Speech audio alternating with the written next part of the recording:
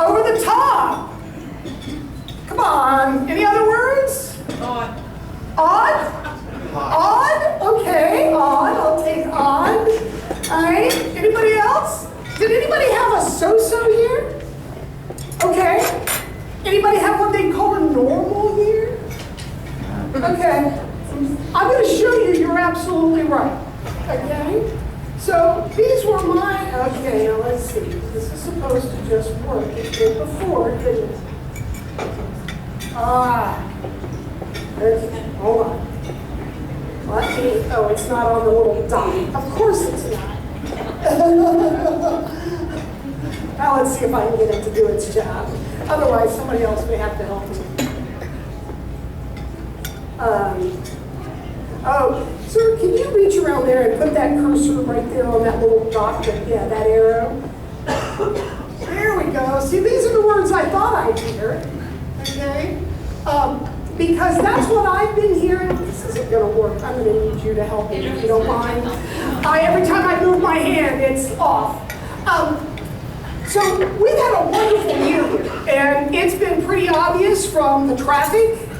It's been pretty obvious from the sales reports that we're getting, and also from the word from the businesses around the county. So this is the U.S. Travel Outlook, and they say we should be at about 4%. Anybody at 4% that knows what they're doing? Who's above 4% this year over last year? Hands? Anybody below 4%? Okay.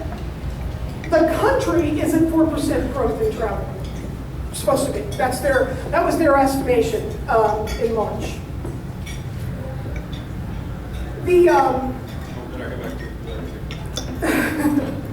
No, you're good. Oh, yeah, there you go.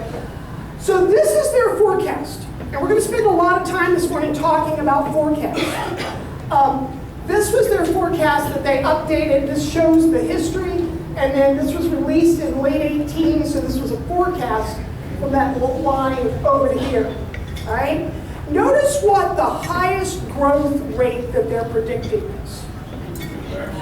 International travel. Now, I was at Five Guys Tuesday, and there was a whole busload of Chinese and Malaysians in town. By the way, do you know how long it takes to speak English to people who don't speak English naturally and order when you're at the back of a whole busload? It was a very long wait for what was a very good burger.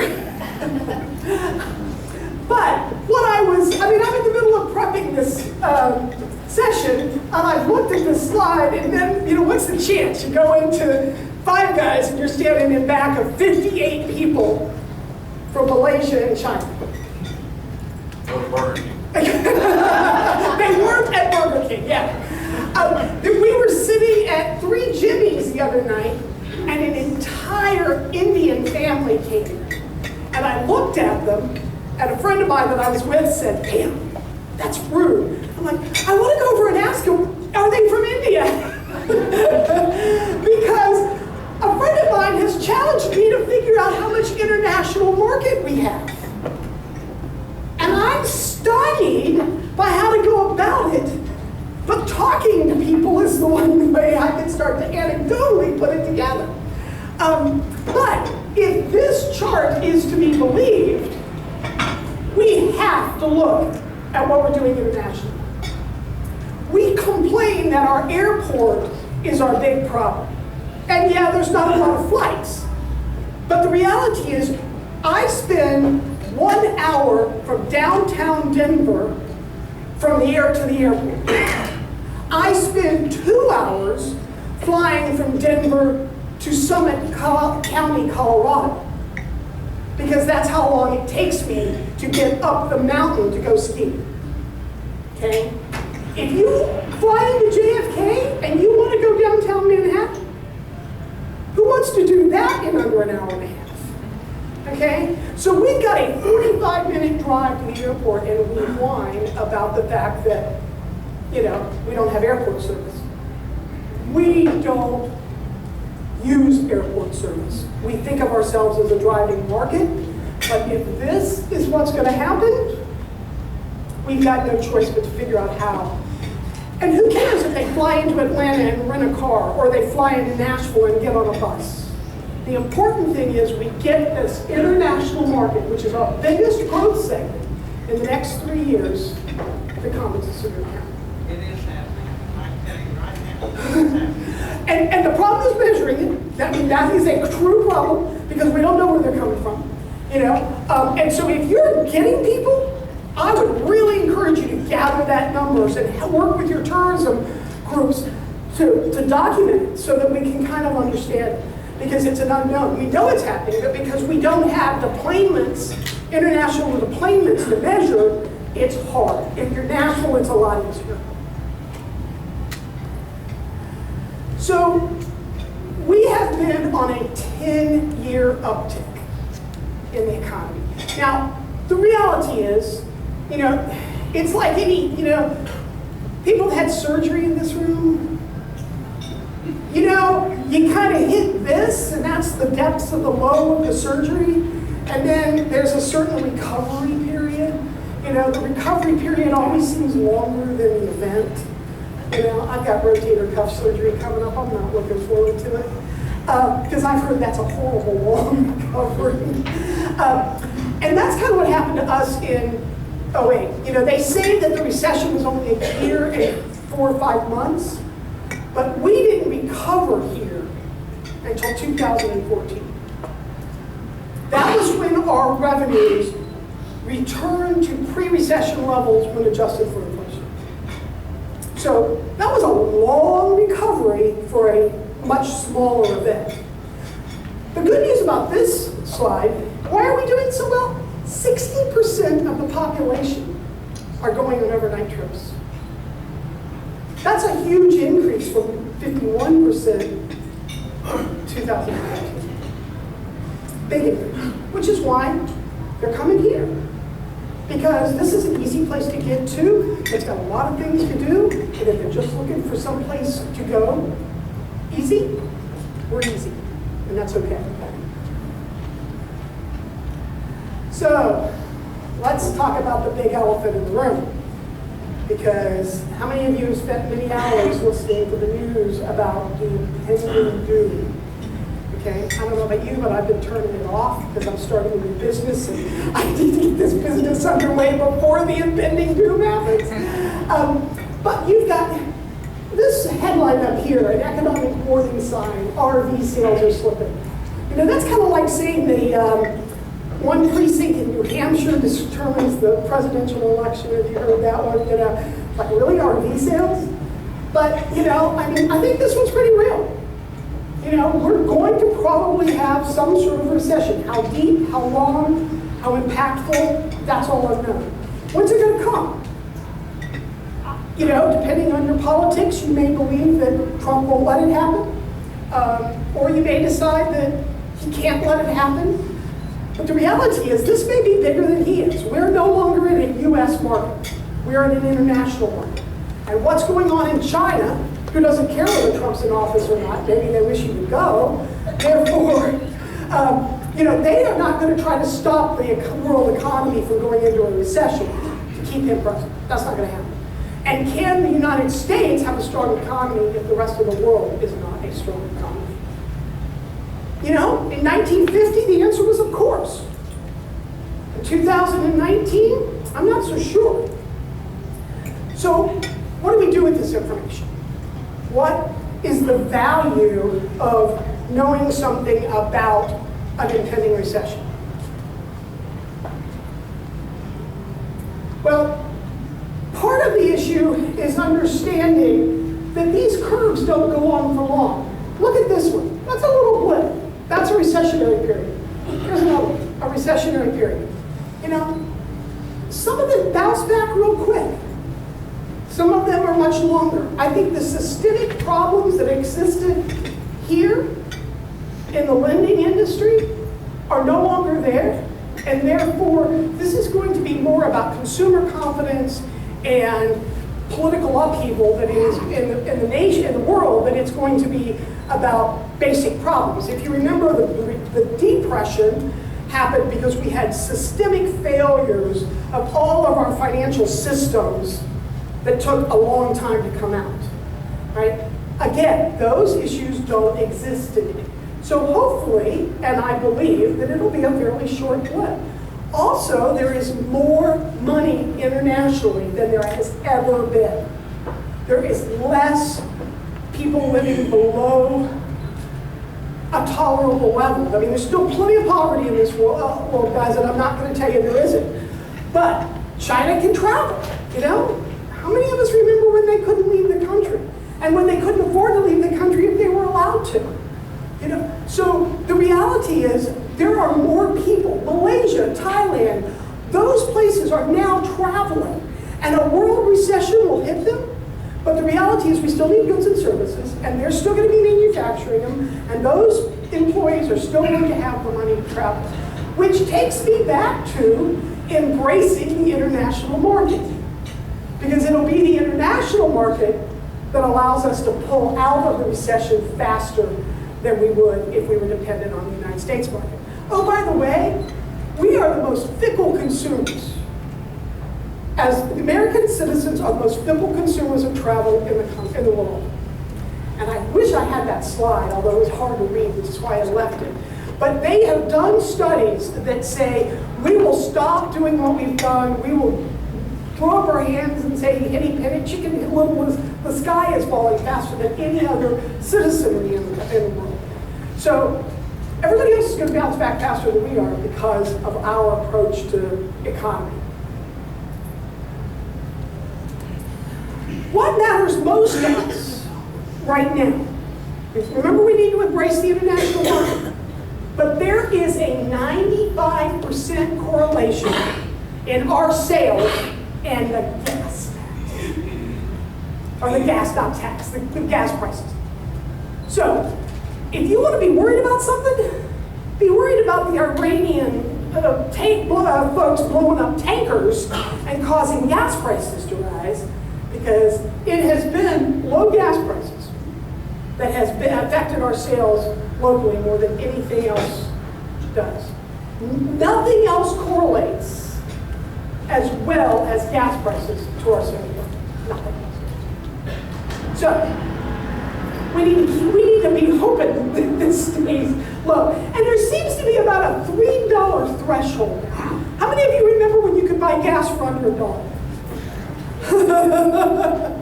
Okay, well, I remember, I'm old. I remember gas wars at my local corner where you could they'd fight and get the gas down to like 19 cents a gallon, you know.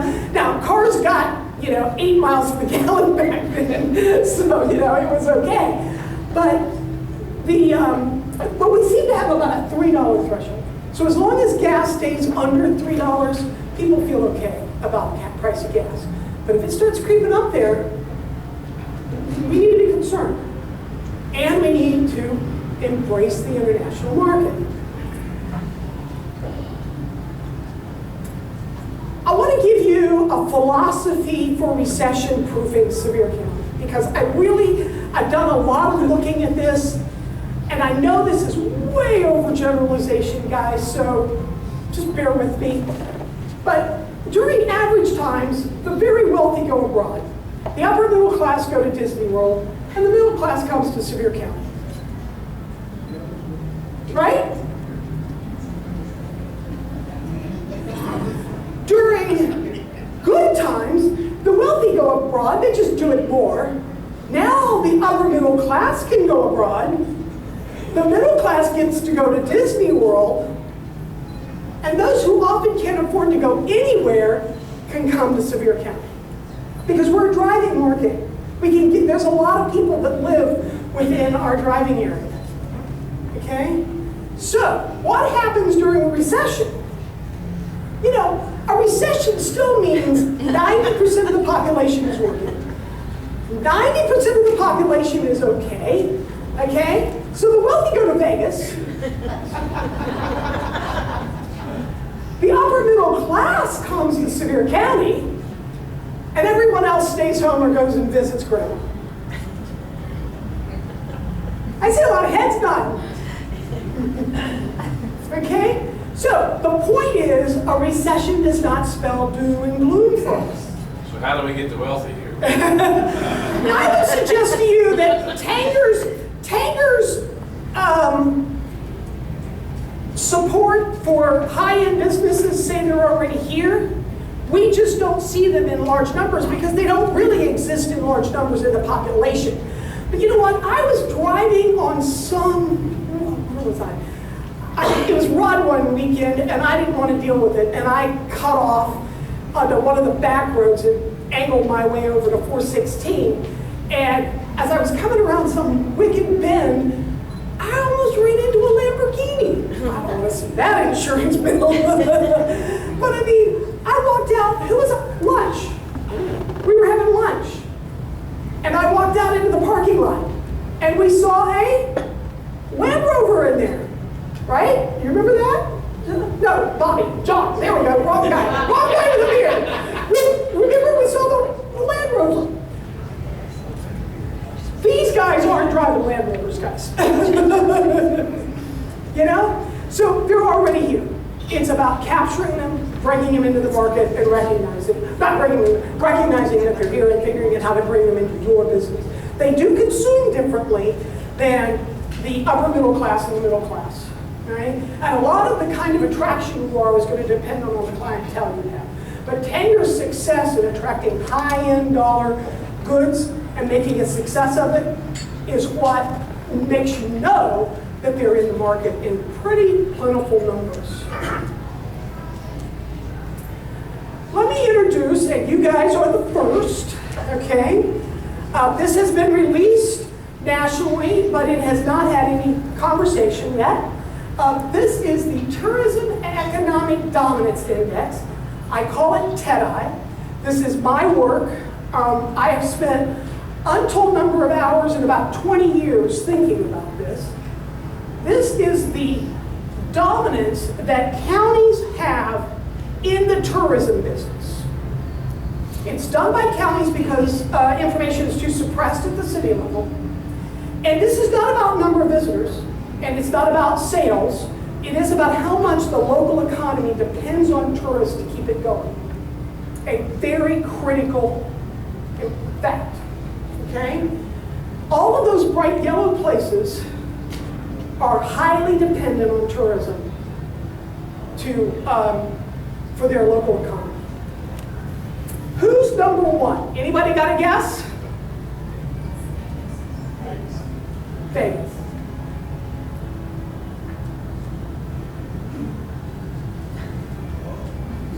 Yeah.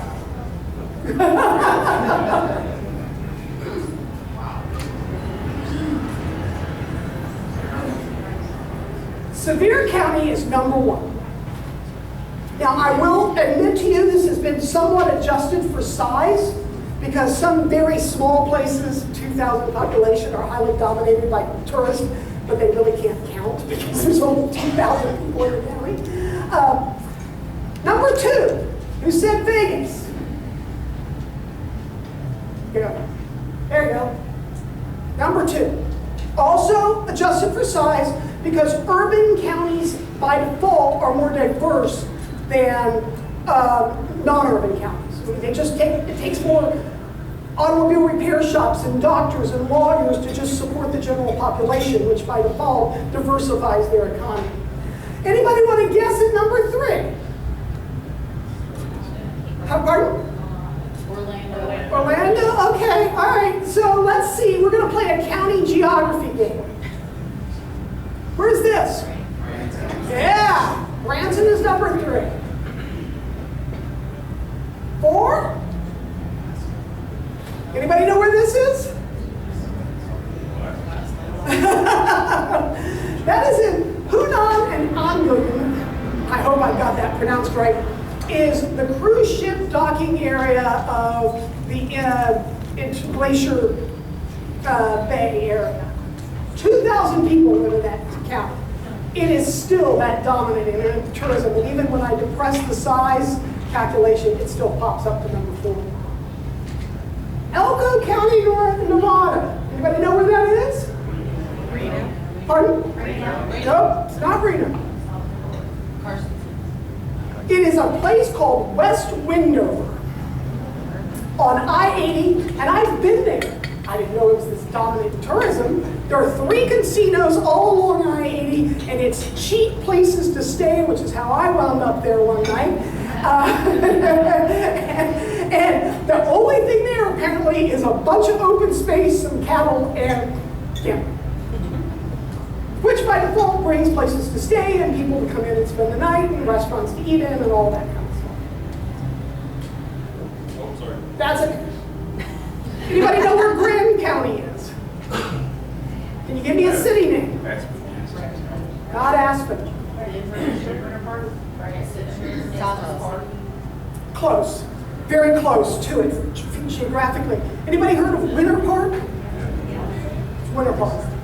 This was one of my territories when I was living out in Colorado. What about this one? You know where Worcester County, Maryland is? Ocean City. Ocean City. Good job, whoever said it. Good job.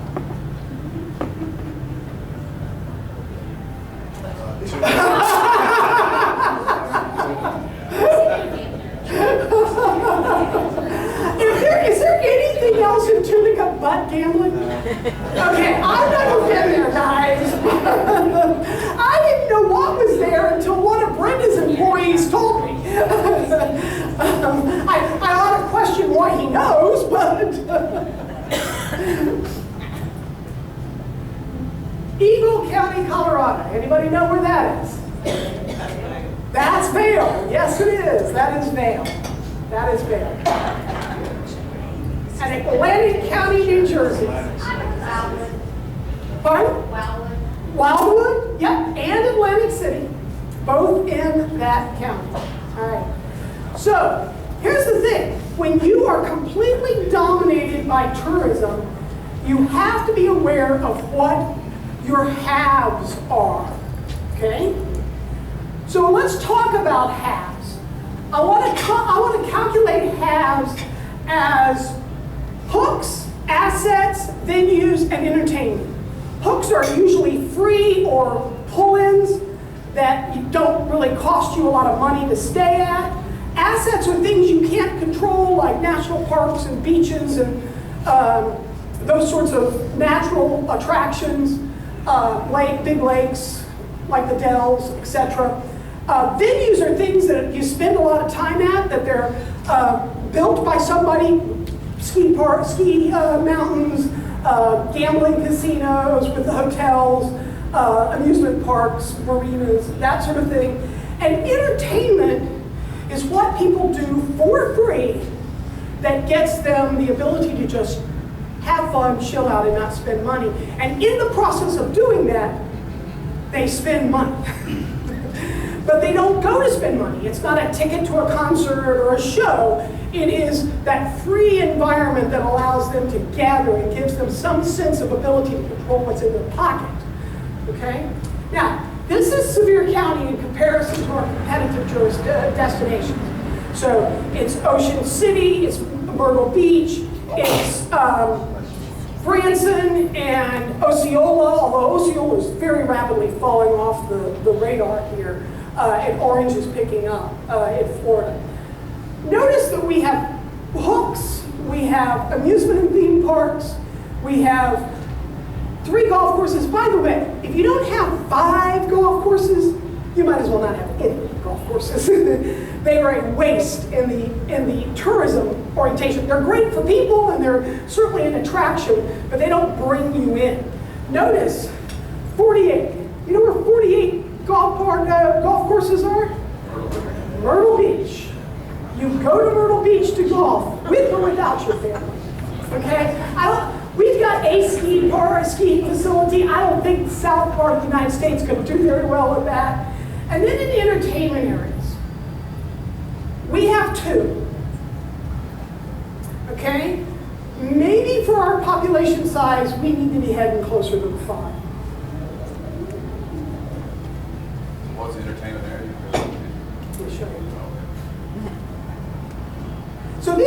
hooks. We have the convention centers and just the view of the mountains. How many of you have heard people say, I went to the mountains this weekend, and they didn't go any further than Bass Pro? And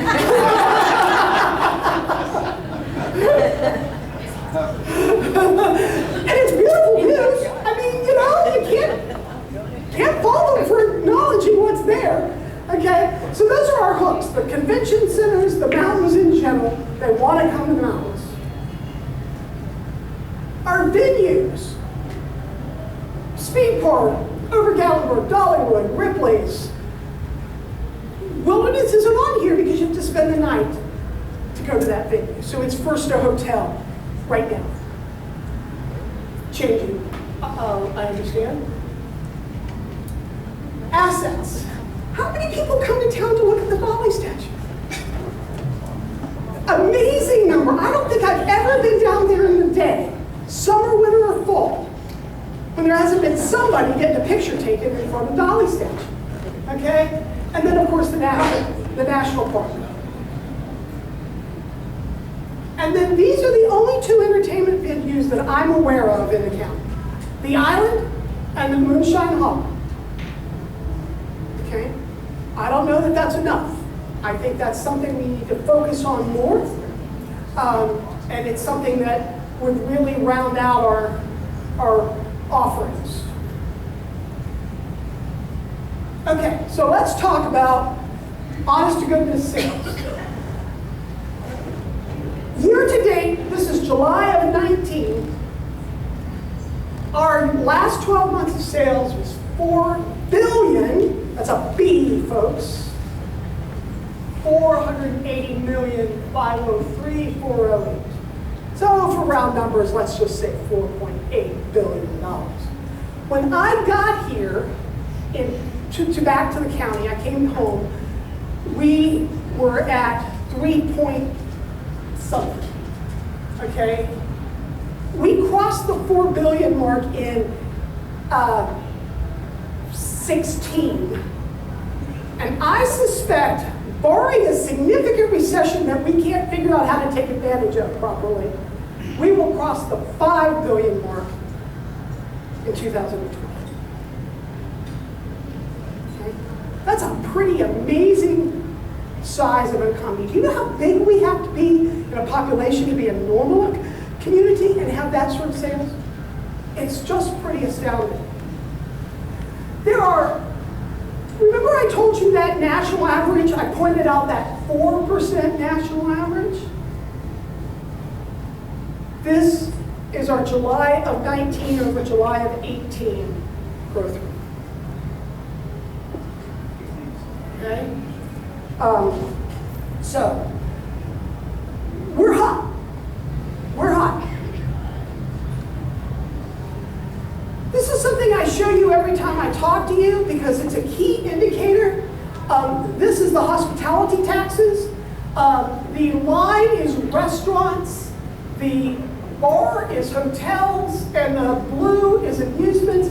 Do you notice how they all seem to go in sync? Even if they're different year, even if they're different amounts, the curves look almost identical. Point something out to you. This is June's data. That's the last data we have. Look how it almost matches July's of 2018. I can't wait to see what July's going to look like. Can't wait. All right, we'll find that out in a couple of weeks. Okay, so why all this growth? Well, look at all the new things that have come to market. And these are just the big boys. These are not all the other little things. These are just the big guys. Okay? And all of these are new to the market this year. Some of these are blowing up the internet.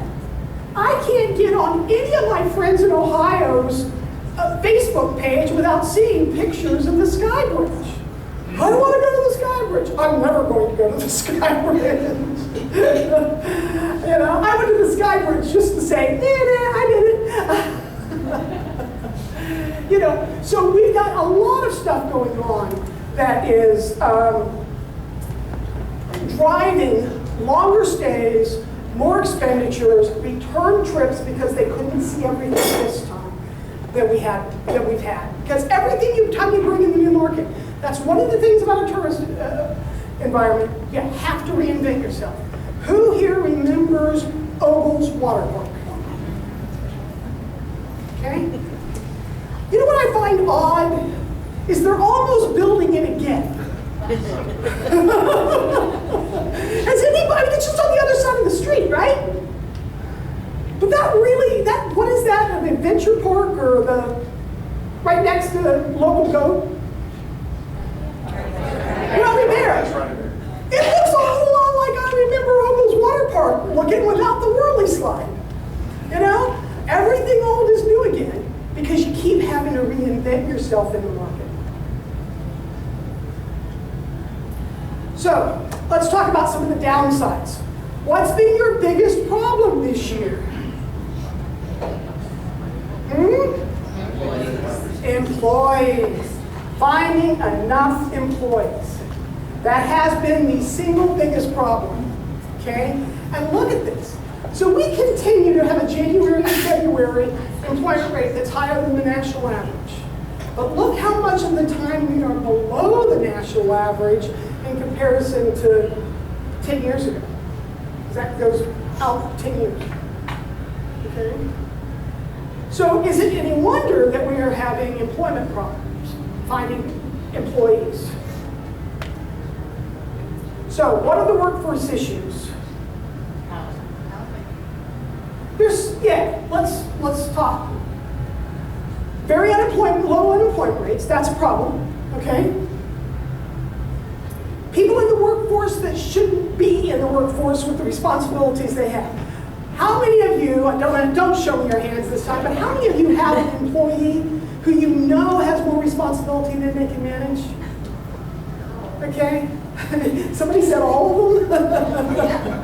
That might be a little extreme. But we've got a lot of supervisors. We've got high schoolers becoming supervisors. There's nobody else to depend on. Okay? Many of our feeder counties have developed economies of their own. And this becomes the problem because they used to drive in for our jobs because they were here and not there. But now that you have jobs there, they won't drive in. They can make as much or more where they're located. So we've lost our feeder market.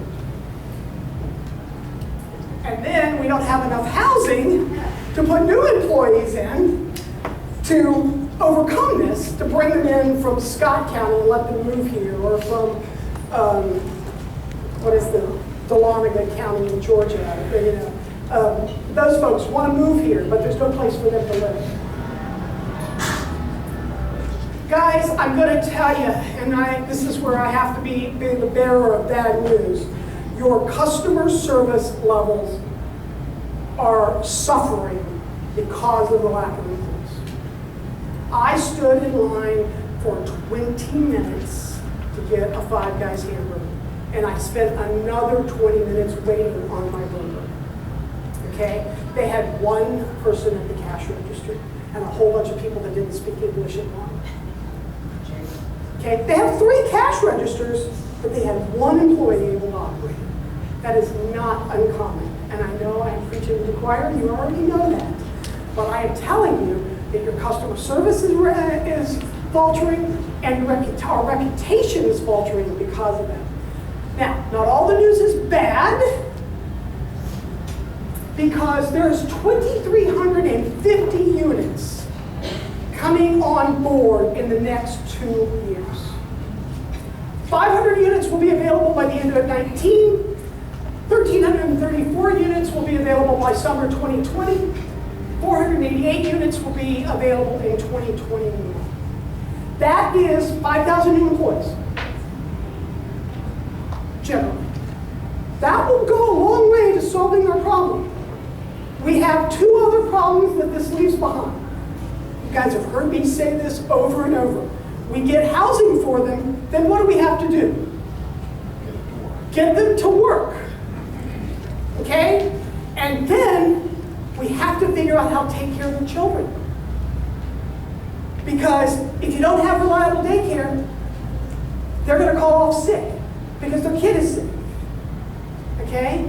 So at some point, we've started to address the housing, but we've got to address transportation, and we've got to address childcare. I promise you, every tourism or location deals with these things, and the more active you get working together, the better you will solve those problems. The government is not going to take the lead. They finally took the lead in housing, but they only did so because of the fires. I'm no longer part of a government. I can say this county is not going to take the lead in daycare or transportation. They just aren't. It's going to be up to you guys to work it out collectively. Use your chambers or your membership associations and all of that to solve your employee problems. They're bringing you housing. Now it's up to you guys to recruit the people to live in them and then take care of their needs when they get here. If you don't, that customer service problem will continue to decline. Right? And here's the good news, bad news situation. There are exciting things on the horizon. Soaking out whatever's going on at 407. You tell me, I don't know. I understand there's a new significant hotel in Pigeon coming. Fairly significant in size and scope and price. There's going to be a continued expansion in the cabins and condo market. Everybody wants to build a 12-bedroom condo. And they're obviously paying off because they keep building more of them. Okay?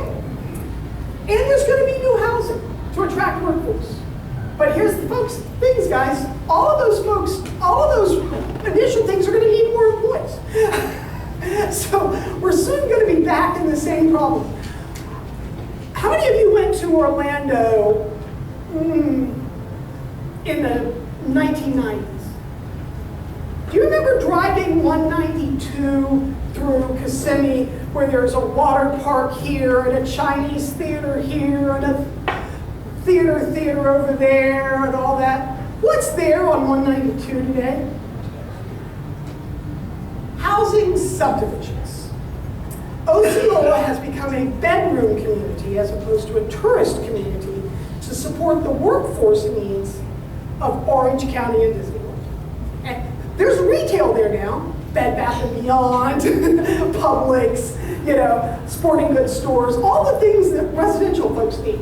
The tourist aspects of Osceola County have pretty much gone away, other than the main gate is at Osceola, Florida. That's it. We've got to find a way to provide for our employees and still not turn anybody into a bedroom. And frankly, Seymour's a great place to live, but it's a long commute down Chapman Highway for a $10 an hour job. Okay? So we need to fix this in other ways. So I'm going to leave you with 3 thoughts. Yes, we'll probably have a recession. How deep, how wide, who knows? But we can probably sustain it pretty well if we all keep our heads about us. Help is coming in with workforce, with housing, but you guys have got to get the other problems resolved. And the international market is critical to both capture and count. And then finally, we really need to work on developing more entertainment venues so that the people that are here have something else to do in the evenings that attract them in a way that works for their pocketbook and their need to spend time. With that, I thank you, and if you have questions, I think we're kind of on the time limit. I think I went a little over my time.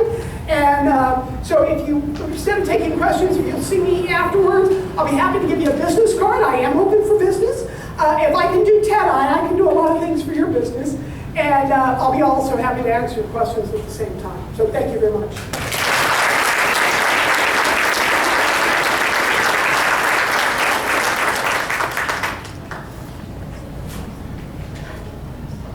Thank you so much, Pam. How amazing is she? We as a community are so lucky that she has decided to come back to Sevier County and live here and share all of her information with us, because she just knows. She looks at the numbers and she knows, so she breaks it down for us that we can take these little tidbits and take them back into our business and use them. So we really appreciate that, Pam. Thank you. I am going to